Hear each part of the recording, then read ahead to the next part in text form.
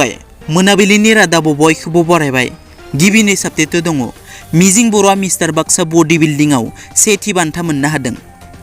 थांनाय 6 खालार खालि जानानै थांनाय मिस्टार बाक्सा बडी बिल्डिं बादायलायनायाव बाक्सा जिल्ला नाग्रिजुलि ओनसोलनि कालिसिनि गामिनि थागिबि मिजिं बर'आ सेथि बान्था मोननो हादों।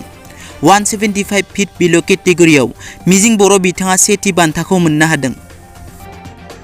नैथियाव दङ BTRनि गिबि बाजेट जथुमाव BPF दोलोनि MCLAफोरा बाहागो लायाखै।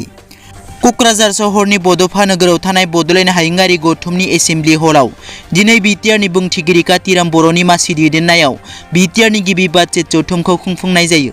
BTRनि गाहाय खुंगिरि प्रमद बर' आरो लिङाइ गाहाय खुंगिरि गबिन्द बसुमतारीजों लोगोसे गुबुन गुबुन बिफाननि मावफुं सोद्रोमा आरो BJP GSP आरो नमिनेटेड MCLAफोरा नुजाथिनायाव 2020-21 बोसोरनि बाजेट जथुमखौ सानसेनि हाबाफारिजों खुंफुंनाय जायो।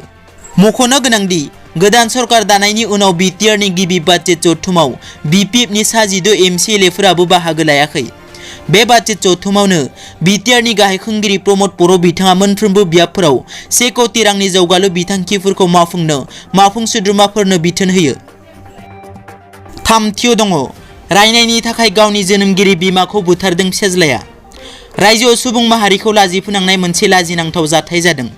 नरेनपुराव फिसाज्लाया गावनि जोनोमगिरि बिमाखौ बुथारदों। मिथिनो मोननाय बादिब्ला थांनाय हराव नितु गगৈ मुंनि सासे सेंग्राया अर सायनानै दंमोन।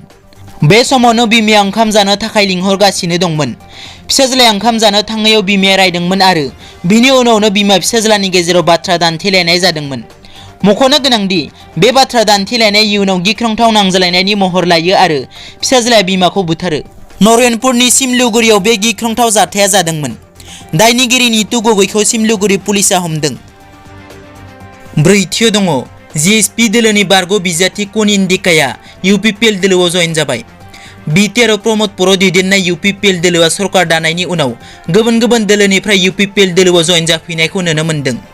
थिग बेबादिनो दिनै मुसलपुरनि GSP दोलोनि बारग' बिजाथि मानगोनां कनिन्दिका बिथाङा प्रमद बर' दैदेननाय UPPL दोलोआव जयेन जायो। बिथां कनिन्दिकाखौ BTRनि गाहाय खुंगिरि प्रमद बर'आ बरायनायजों लोगोसे गांसे आर'नाइजों मान बावो। दिनैनि रादाबा एसेनोसै। नोंथांमोना जुदि आंनि चेनेलखौ दासिमबो साबस्क्राइब खालामाखै अन्नानै साबस्क्राइब खालाम। गोजोन्थों।